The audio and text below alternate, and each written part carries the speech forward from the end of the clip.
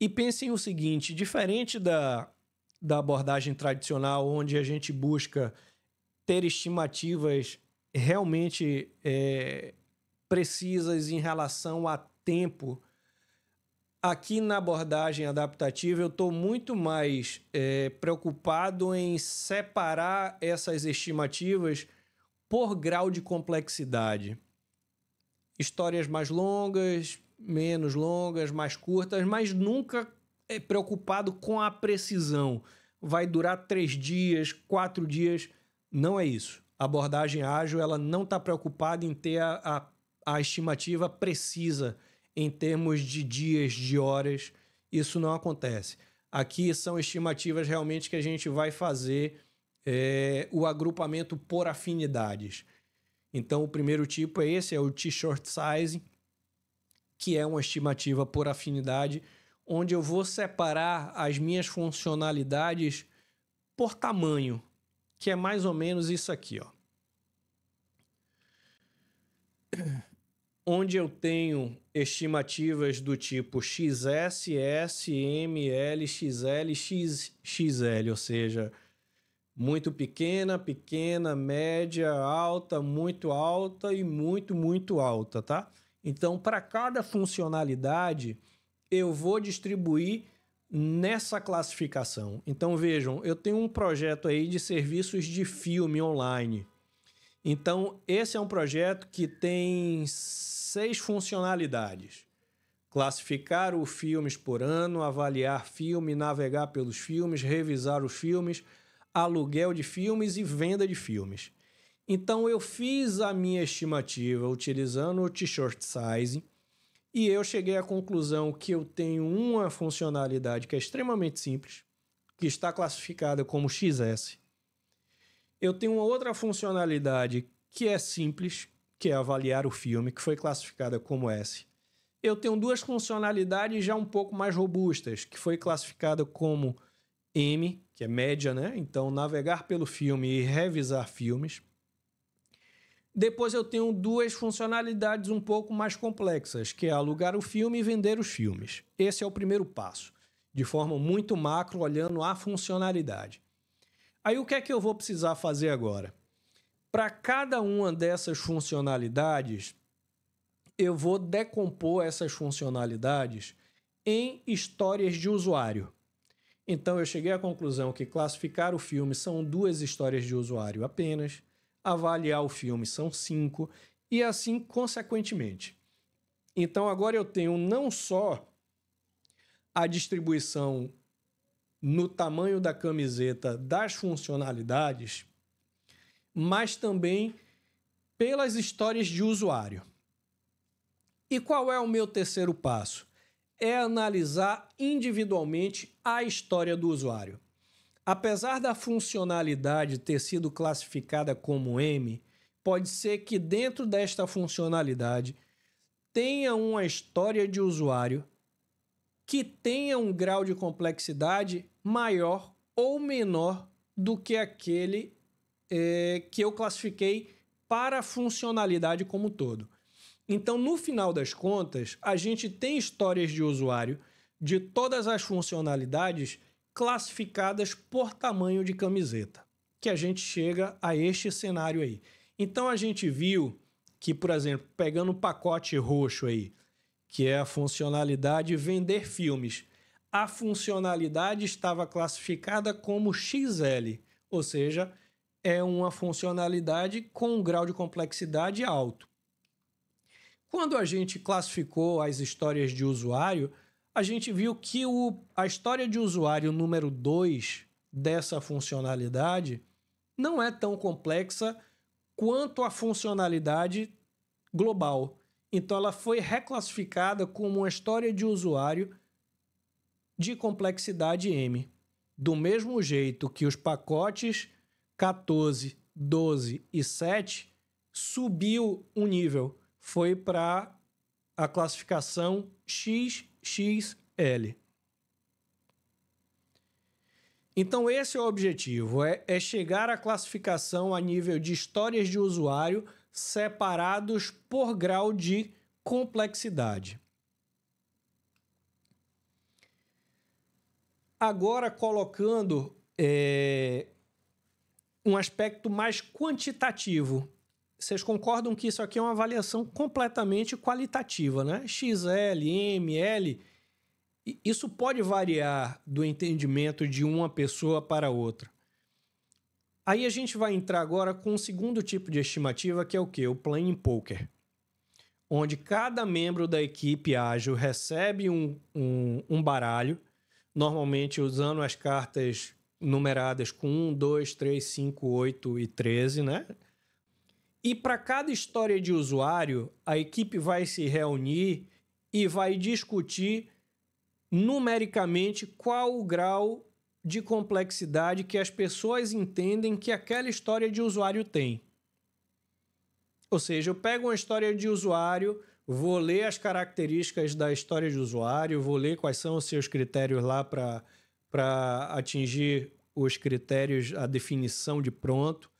E com base nessa leitura, nesse entendimento do que é aquela história de usuário, a gente vai classificar utilizando esse baralho para se quantificar a estimativa associada a esse pacote. E não confundam, esse 1, 2, 3, 5, 8 e 13 não está associado a tempo. Não quer dizer que é um dia, nem uma hora, nem um mês. É simplesmente um número para você quantificar esforço. Não atrapalhem, tá? O Planning Poker não está buscando estimar tempo, nem horas, nem dias, nem semanas. Ele simplesmente quer quantificar esforço de forma que a gente consiga futuramente calcular a velocidade da nossa equipe, e a gente vai ver isso daqui a pouquinho. Então, o objetivo do Planning Poker é cada jogador escolher uma carta com o número que representa a estimativa de esforço necessário para aquela história. Então, todos os jogadores, no mesmo tempo, revelam qual foi a sua carta. Se todos tirarem a mesma carta, excelente, não tem o que se discutir. É o melhor dos mundos. Mas no dia a dia, óbvio, isso dificilmente vai acontecer, tá? Então, todos os jogadores vão revelar as suas cartas. Se houver grandes diferenças, teve um cara que tirou o número 1, o outro cara tirou o número 13, aí a gente precisa o quê? Discutir, entender o ponto de vista de cada um, e a gente precisa buscar o consenso. E aqui é um objetivo da equipe, com apoio, obviamente, do Scrum Master, de buscar o consenso nessa classificação. O cara que entendeu que tem o esforço 1 e o outro cara que entendeu que tem o esforço 13, certamente tem um entendimento aí divergente sobre a história de usuário. Então, se discute, se traz clareza para aquela história do usuário e repete o processo. Ah, você entendeu isso, mas não era isso. É isso, isso e isso. Você que entendeu que era 13, não é isso. É isso, isso e isso. Então, o pacote, a história de usuário é disso aqui que a gente está falando. Vamos lá, vamos fazer uma nova rodada. Roda de novo. Agora sim, chegamos a um consenso que não é 1 nem 13, é 5. Então, beleza, está classificado lá a minha história de usuário com a classificação no Planning Poker de 5. Então, essa é uma técnica útil para tornar o processo de estimativa mais eficiente e iterativo. Então, há um consenso da equipe sobre o esforço necessário para a conclusão daquela história de usuário. Lembre-se de que essa história está em um backlog que já foi priorizada pelo PO. Então, para a primeira iteração do projeto, a equipe estima quantos pontos de história acreditam que podem ser completadas. Entenda o seguinte, que toda a história de usuário agora, no nosso backlog, tem uma classificação de esforço. E agora chegou um momento que eu preciso planejar uma nova sprint, e isso significa dizer que eu preciso pegar histórias de usuário que já estão classificadas com esforço e trazer para o meu backlog da sprint. Nas primeiras iterações, a tendência é que a gente traga para o backlog da sprint uma quantidade de histórias que a gente ou não vai conseguir entregar 100% ao final da minha sprint, ou pode ser que aconteça o inverso, pode ser que eu conclua antes de concluir o tempo da minha sprint, ou seja, equipe ociosa.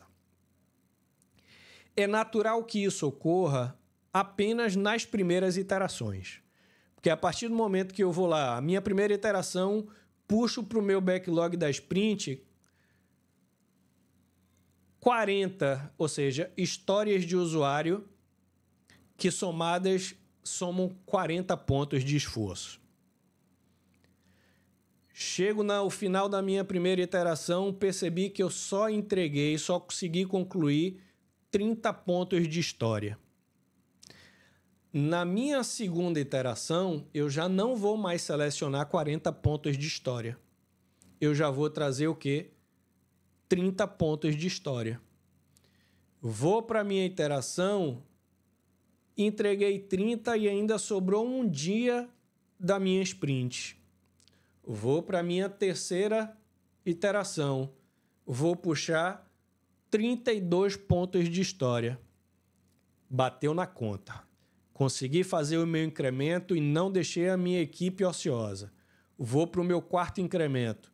Vou puxar 32 pontos de história. Então, a tendência é que no início a gente tenha esta variação, mas que a equipe estabeleça a sua velocidade. Neste exemplo que eu citei, a equipe chegou à conclusão que a sua velocidade é de executar 32 pontos de história por iteração. Então, esse é o conceito conhecido como velocidade. E aqui uma observação. Eu não posso comparar velocidades entre duas equipes ágeis. Porque 32 pontos de história para a minha equipe está baseada na complexidade do meu projeto e está baseada na avaliação individual de cada um dos membros no Planning Poker.